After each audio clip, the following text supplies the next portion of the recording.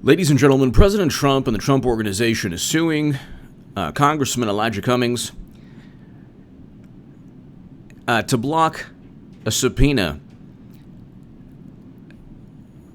And this is actually another reason why I like Trump. They failed to, it's like very difficult to wrap my brain around this.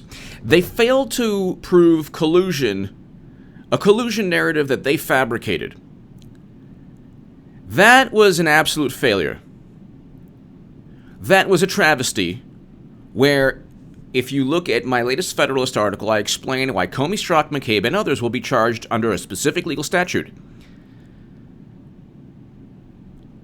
They conspired to utilize agencies, the FBI and other agencies, against President Trump because he was a political rival of Clinton.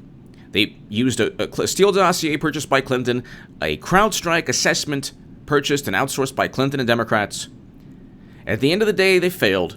They had a special counsel, no collusion. Now they're going after obstruction under the pretext of obstructing an unlawful investigation to begin with.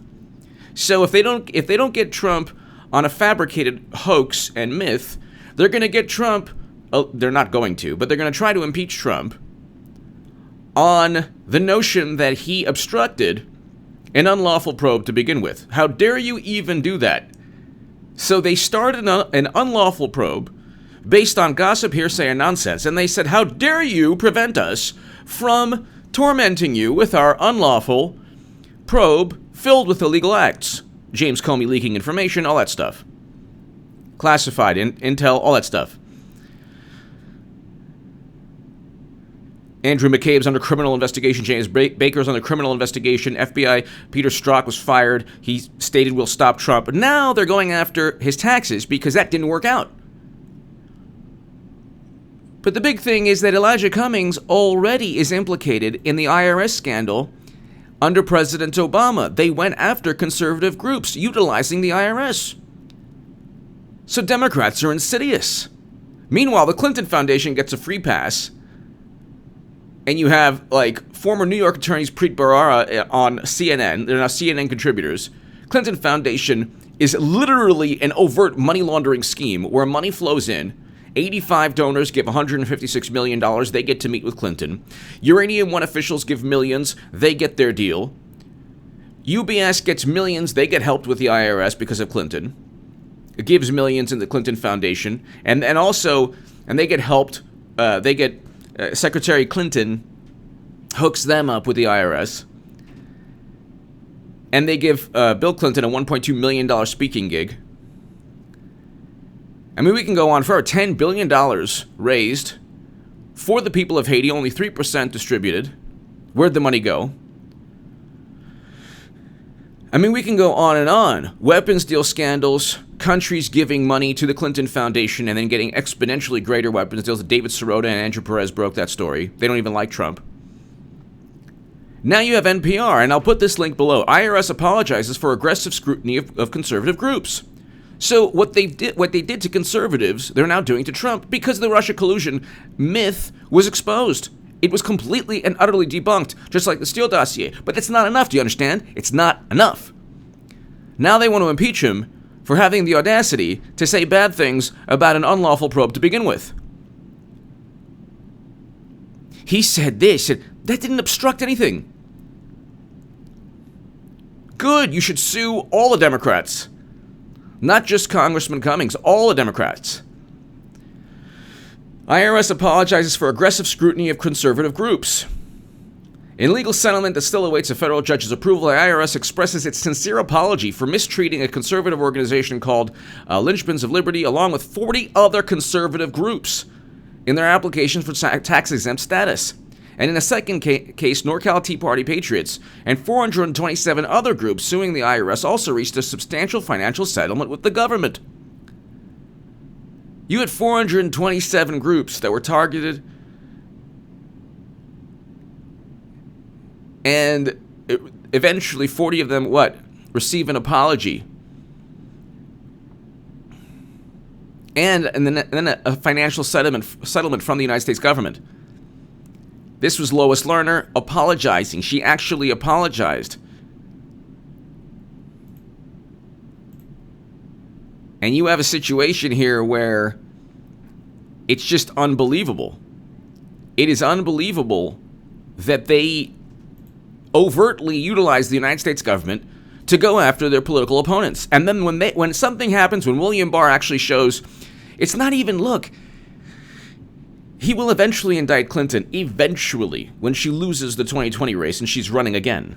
Don't be ridiculous. They're not going to go with any of the people that have those people couldn't raise any money long term. Bernie Sanders, yes, is raising a lot of money. So is Beto, Kamala Harris, but Kamala Harris is a California senator. She has access to a whole lot of people, wealthy people in California. Bernie Sanders is running on the fumes of 2016, and he is being demolished by people to the left of him. Biden might announce this week, and he has zero momentum, political momentum. There's nobody who could even come close to Trump and who can come close to raising the money needed. But anyway, that's a whole other story. Trump's already going to go over $1 billion in terms of fundraising. You think Amy Klobuchar, make salad eating great again with a comb, is going to raise $1 billion? I don't think so. But Attorney General, okay, so the Justice Department quoted him saying, there is no excuse for this conduct. Hundreds of organizations were affected by these actions, and they deserve an apology from the IRS. It's an historic victory. So they actually, the conservative groups that were actually targeted by the IRS, won. And Lois Lerner apologized. Why is this important? Because this is a pattern. This is a pattern. IRS apologizes. IRS admits targeting conservatives for tax scrutiny in 2012 election. This is the Washington Post. The Internal Revenue Service on Friday apologized for targeting groups with Tea Party and Patriot in their names. Lois G. Lerner, the IRS official who oversees tax-exempt groups, said absolutely inappropriate actions by frontline people were not driven by partisan motives. It's never driven by partisan motives when Peter Strzok says we'll stop Trump or the IRS goes after conservatives. That's not partisan. But it is partisan when a Facebook ad is not seen by anyone. Then it's a big grandiose conspiracy. Look, it's overt what they're doing. Now Trump Organization sue House Oversight Elijah Cummings to block subpoena. President Trump and Trump's organization filed a suit against House Oversight Committee Chairman Elijah Cummings in federal court on Monday in an attempt to block Cummings' subpoena of Trump's longtime accountant, Mazars USA LLP. First of all, the IRS has all his taxes, so they have his returns. If he was doing something highly illegal, the IRS would have already known. The U.S. government already has his financial information. Okay, so when people, they're like kind of slow, you're talking about pundits on the left, they're not really sharp as tools in the shed. They already have, the government already has Trump's financial records. Okay, you don't need to have Congressman Elijah Cummings obtain information because Congress is not the IRS. They have a different function, and Democrats have not picked a specific real estate deal, Hollywood venture, something that he actually engaged in illegal activity. Don't tell me about what Michael Cohen said, because if somebody says, if we're talking about investigations based on gossip, Clinton should have already been sent to Pelican Bay or Sing Sing. Okay, this is. You need to actually pick a specific crime. For example, Clinton transferring top secret and special access program intelligence.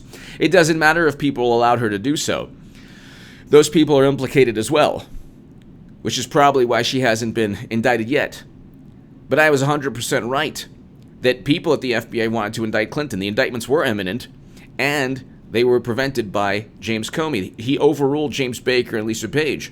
But here's Investors Business Daily. Hypocrite Elijah Cummings conspired with the IRS. New IRS emails released by congressional panel show staff working for the Democratic ranking member, communicated with the IRS multiple times in 2012 and 2013. Representative Cummings said on CNN's State of the Union last year, "Based on everything I've seen, the case is solved. As if it were me, I would wrap this case up and move on, to be frank with you." Of course he wanted to move on, for he had been working hand in glove with the IRS to target conservative groups and wanted the fact to remain secret. On February 6, in a subcommittee hearing that heard the testimony of Catherine Engelbrecht, founder of True the Vote, who was targeted by the IRS, the FBI, and federal agencies, Cummings vehemently denied having any contact or coordination in targeting Trust the Vote.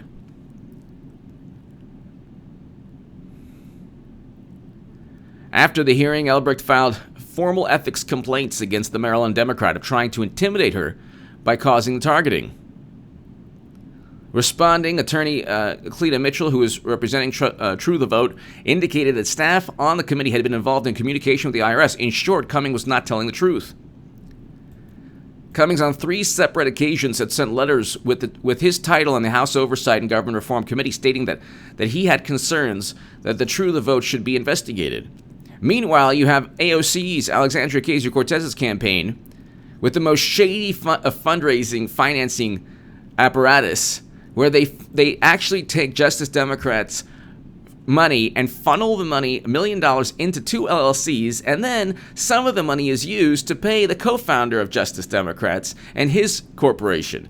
That's like, and 3 Federal Election Commission chairmen state this is highly questionable, almost certainly illegal, and want the DOJ to investigate.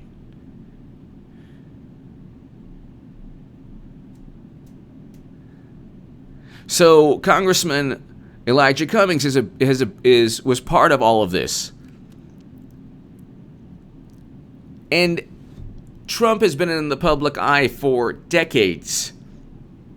He's yearly on the Forbes list of 100 top most wealthiest people on the planet. They found absolutely nothing. Like, they can't get the guy. Do you understand? They can't get him. They can't get Trump. No, they're so inept.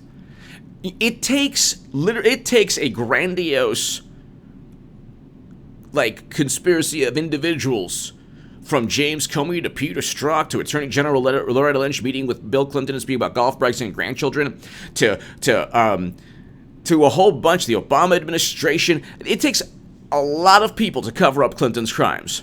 Like, and then it's still not, it's April 22nd, and Lindsey Graham's investigating Clinton's emails today. It's still not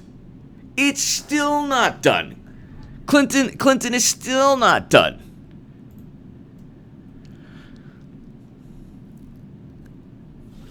She's still not, sorry, she still not, hasn't evaded scrutiny or evaded eventual indictments.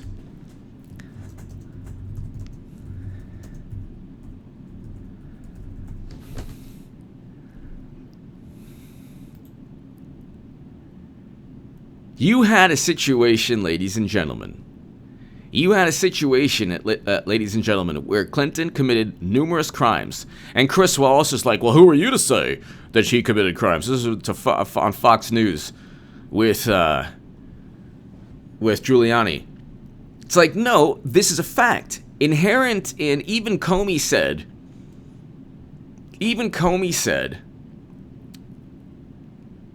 that there are statutes violated. There's potential violations of legal statutes, but no reasonable prosecutor. It's not for him to decide what the DOJ would do. That's one of the reasons he was fired. She committed major crimes, and then she deleted and obstructed justice beyond belief. Deleting 33,000 emails, subpoenaed emails, shipping a laptop in the mail. I mean, this is absurd. I mean, it's like a comedy of overt deception, and nobody wants to look at it because they don't care. What the media does is they focus on one thing. They focus on the most trivial issues, and then they ignore the most grandiose issues, and they say, oh my God, look what's taking place. By the way, ladies and gentlemen, hopefully very soon there'll be another amazing article published on one of my articles published very soon, hopefully. And please share that everywhere. Another major revelation regarding this unlawful probe, illegal probe, started by all of them, Clapper, Brennan, all of them. And that will be up soon. Share that everywhere. But just for me, because, I love sports and I was actually a while back, about in 2017, I was published over 200 times in the Huffington Post, but I wrote this article about Floyd Mayweather Jr. I want everyone to read it and share it, even if you don't agree with me, because you might not agree with me.